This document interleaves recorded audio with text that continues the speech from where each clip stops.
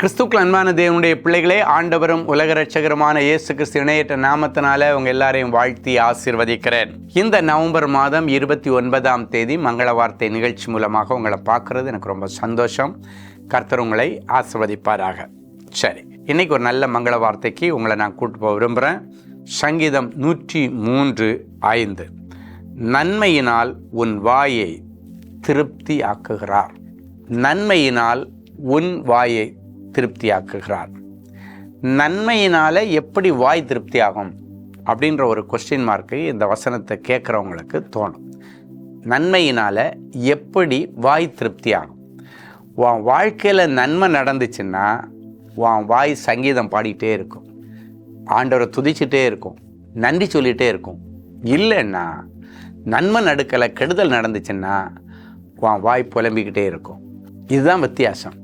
ஆனால் இன்னைக்கு ஆண்டவர் என்ன சொல்கிறாரு? இன்னைக்கு பிறகு நன்மையினால் உன் வாயை திருப்தி ஆக்குவேன் அப்படின்னா, நேற்றைக்கு வரைக்கும் தீமையாய் நடந்த காரியங்களெல்லாம் இன்னைக்கு பிறகு உங்களுக்கு நன்மையாக மாறும். யோபு சொல்லுகிறான், நன்மைக்கு காத்திருந்த எனக்கு தீமை வந்தது அப்படின்னு சொல்லி ஒரு இடத்துல புலம்புறான். ஆனால் அதே யோபுவுக்கு இந்த நிலைமை மாறும் பொழுது இரட்டிப்பான நன்மையை கர்த்தர் கொடுத்தார். என் அன்பு தேவனுடைய பிள்ளைகளை, தாவீது சொல்லுகிறான், கர்த்தர் எனக்கு செய்த எல்லா உபகாரங்களுக்காக, நன்மைகளுக்காக நான் என்னத்தை செலுத்த முடியும்? ரட்சிப்பின் பாத்திரத்தை எடுத்துட்டு தொழுது கொள்கிறேன். வாயினால தான் சொல்கிறான், நாவு திருப்தியாக அறிக்கை இடுகிறது. அப்போஸ்தலனாகிய பவுல் சொல்லுகிறான், கர்த்தர் எனக்கு செய்த எல்லா நன்மையின் ஈவுகளுக்காக அவருக்கு ஸ்தோத்திரம். எது சொல்லுது? நாவு சொல்லுது. அப்போது நன்மை நடந்தால் அந்த நாவு அதை ஆண்டவருக்கு துதியாக அறிக்கையிடும். இன்னைக்கு பிறகு புலம்பிக் கொண்டிருக்கிற நீங்கள் உங்கள் வாய் நன்மையினால் திருப்தி அடைந்து ஆண்டவரை துதிக்கிற நாவாய் மாறும்படிக்கு உன் புலம்பலெல்லாம் இனி ஆனந்த களிப்பாய் மாறப்போகுது. நேற்றைக்கு வரைக்கும் இதில் நல்லது நடக்கும், இதில் நமக்கு நன்மை கிடைக்கும், இதில் வருமானம் கிடைக்கும்னு நீ இன்வெஸ்ட் பண்ணியிருப்ப. ஆனால் அதில் நஷ்டன்றது வந்ததுனால தீமை வந்துருச்சு. நன்மைக்கு காத்திருந்த யோபுக்கு தீமை வந்தது, ஆனால் ஒரு நாள் ரெட்டிப்பான நன்மை வந்துச்சு. அதை பிடிச்சிக்கிட்டு, ஆண்டவரே இன்னைக்கு இது தீமையாக முடிஞ்சிருச்சு, நிறைய கரெக்டு தான், ஆனால் யோபுவுக்கு இந்த தீமை ரெட்டிப்பான நன்மையாக மாறிச்ச, எனக்கு மாற்றி தாங்கன்னு அந்த ஜங்ஷனில் நின்று புலம்புறதுக்கு பதிலாக நீங்கள் ஜெபம் பண்ணுங்க. அந்த தீமை உனக்கு நன்மையாக மாறும். வேதம் சொல்கிறது, நன்மையான எந்த ஈவும் பூரணமான எந்த வரமும் பரத்திலிருந்து உண்டாகி ஜோதிகளின் பிதாவிடத்திலிருந்து வருகிறது. அப்போ ஒரு மனுஷனுடைய நாவு நன்மையினால் திருப்தி ஆகணும்னா, வாய் நன்மையினால் திருப்தி ஆகணும்னா அவன் வாழ்க்கையில் நன்மை நடக்கணும், நல்லது நடக்கணும். இன்னைக்கு ஆண்டவர் அதற்கான வழிகளை எல்லாத்தையும் திறந்து தருவார்.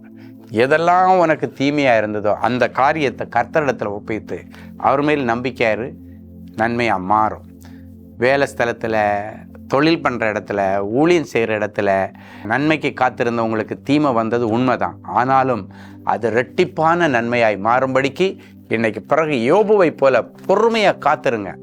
அதுக்குள்ளால ஒரு முடிவை எடுத்துட்டு பின்மாற்றத்துக்கு போயிடாதீங்க. அதுக்குள்ளால ஒரு முடிவை எடுத்துட்டு நீங்கள் சர்ச்சுக்கு போகிறத ஸ்டாப் பண்ணிடாதீங்க. அதுக்குள்ளே ஒரு முடிவை எடுத்துட்டு போய் ஜெபிக்கிறதெல்லாம் கட் பண்ணிடாதீங்க. ஃபேமிலி ப்ரேயரை கட் பண்ணிடாதீங்க. பொறுமையாக காத்திருங்க, கர்த்தர் நன்மையானதை தருவார். வேதம் சொல்லுகிறது, என் ஜனம் நான் அளிக்கும் நன்மையினால் திருப்தி ஆவார்கள். தீர்க்க தரிசனமாக சொல்கிறாரு, நல்ல காரியம் குடும்பத்தில் நடக்க போகிறது, சுப காரியங்கள் நடக்க போகிறது.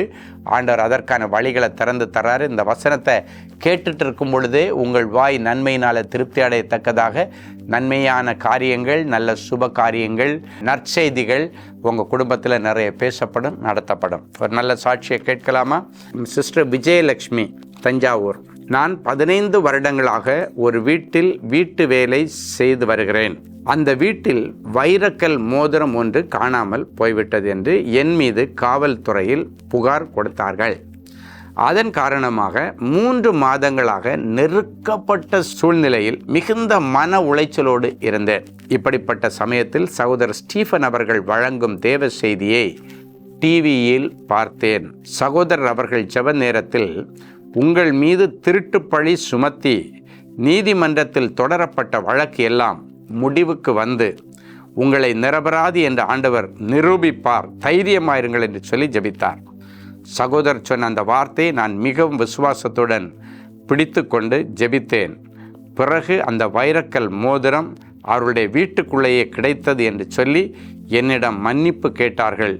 என் மீது விழுந்த நிந்தையை ஆண்டவர் மாற்றினார். சில நேரங்களில் இப்படி தான் நம்ம பேரில் இல்லாத பொல்லாதெல்லாம் சாத்திடுவாங்க. நிறைய பேர் இப்படி உட்காந்து அழுதுட்டுருக்கீங்க, என் பேரில் இல்லாத பொல்லாத கேஸ் எல்லாம் போட்டாங்க, ஜோடித்து போட்டாங்க. இன்றைக்கி அது எல்லாத்துக்கும் ஆண்டவர் முற்றுப்புள்ளியை வைத்து உங்கள் வீட்டில் நன்மையான நிறைய காரியத்தை கொண்டு வருவார். சரியா? சரி. அன்பான ஆண்டவரே உமக்கு நன்றி. இந்த நிகழ்ச்சியை பார்க்குற ஒவ்வொருடைய வாயிலும் எதெல்லாம் எதிர்மறையாக குடும்பத்தில் நடந்ததோ அதை குறித்து நன்மையால் இவர்கள் வாய் திருப்தியாய் சாட்சி சொல்ல, ஆண்டவரை துதிக்க இவர்கள் தீமையை கர்த்தர் நன்மையாய் மாற்றித்தார். நன்மையான ஈவுகள் இந்த குடும்பத்தில் கிடைக்கட்டும். நல்ல பிள்ளை செல்வங்கள், நல்ல லைஃப் பார்ட்னர், நல்ல வாழ்க்கை துணை, நல்ல வருமானம், நல்ல வேலை, நல்ல செல்வங்கள், நல்ல வீடு எல்லாமே நன்மையானதாகவே என் பிள்ளைகளுக்கு கிடைக்கட்டும். என் சனம் நான் அளிக்கும் நன்மையினால் திருப்தி ஆவார்கள் என்ற வார்த்தைகள் அப்படியே நிறைவேறட்டும்.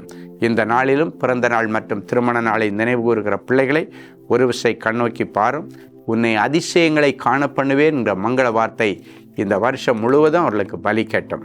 இயேசுவின் மூலம் பிதாவே, ஆமேன், ஆமேன்.